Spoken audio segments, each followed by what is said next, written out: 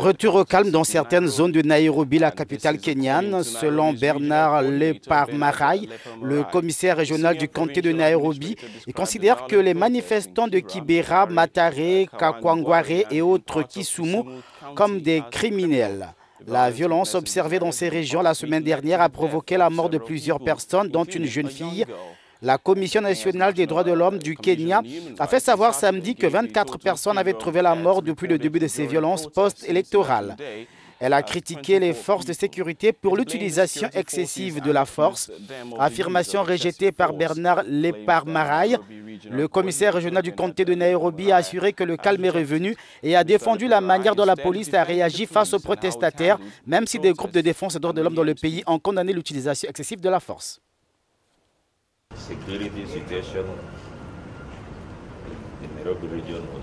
La situation sécuritaire à Nairobi est calme. De manière globale, comme vous pouvez le voir aujourd'hui, la situation s'est normalisée. La population va qu'à ses occupations.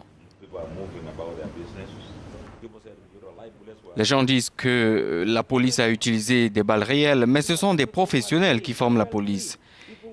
Ils ont été formés pour... Ils connaissent les lois et règlements.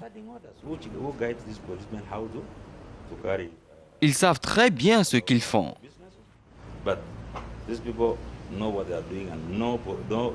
Nous ne sommes pas informés des morts dont parlent certaines personnes.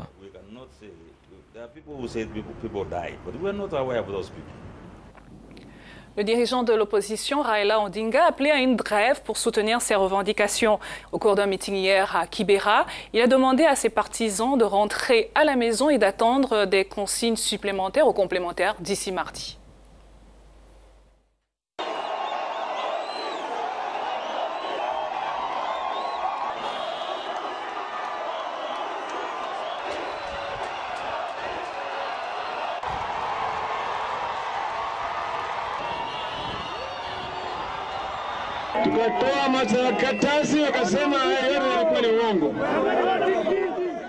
Une unité spéciale de l'armée a été préparée par la coalition Jubilee parce qu'ils savaient qu'ils allaient perdre et qu'une fois battus, ils allaient manipuler les résultats.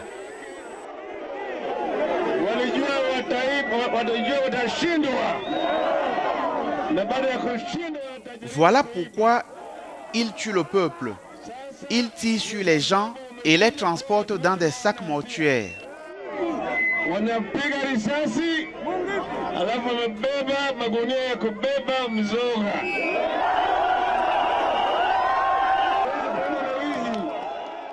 Je m'adresserai à vous mardi, mais je souhaite ici dire à Jubilee qu'ils ont versé le sang des innocents. Ils vont le payer.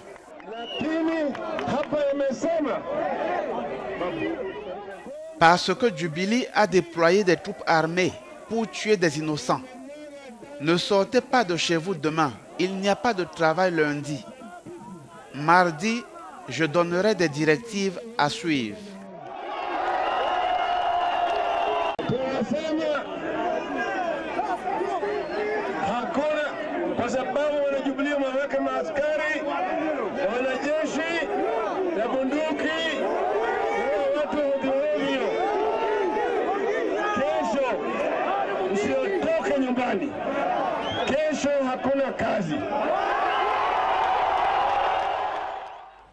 Comme vous venez de le voir, il y avait des milliers de personnes rassemblées autour de Raila Odinga. Je vous propose à présent d'écouter ce que certaines ont déclaré après ce meeting. Nous sommes heureux et nous avons beaucoup d'énergie à présent. Même s'il ne vient que maintenant, on sait qu'il est avec nous. Nous ne sommes pas des animaux, nous sommes des humains. Si Raila Odinga ne peut pas être président de cette nation, parce que nous avons toujours voté pour lui, alors que ce pays soit divisé en deux, nous ne pouvons pas accepter d'être dirigés uniquement par deux communautés. Nous sommes vraiment contents parce que c'est ce qu'on attendait. Il n'y avait pas de bruit et on était inquiets. On ne connaissait pas le plan, mais maintenant on le connaît. Et on est prêt quoi qu'il arrive. Nous sommes prêts à mourir. Pourquoi devrait-on vivre s'il n'y a pas de justice? Pendant ce temps, le vice-président réélu du Kenya, William Ruto, a parlé des priorités du gouvernement pour le deuxième mandat. L'action sera mise sur l'industrialisation, les infrastructures et la production alimentaire, a-t-il fait savoir.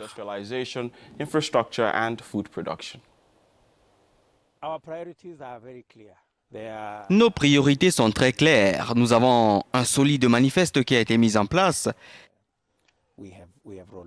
Il y a de nombreux projets en ligne de mire, des routes que nous sommes en train de construire à travers le pays. Nous devons aussi veiller à augmenter notre capacité de formation technique.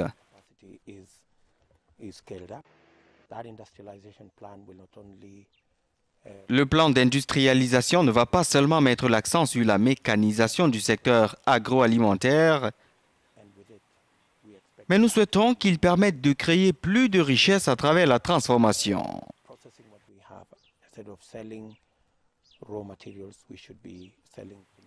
Au lieu de vendre des matières premières, nous pourrons vendre des produits finis. Nous envisageons de construire 57 barrages à travers le pays pour permettre l'exploitation d'au moins 1,2 million d'hectares irrigués.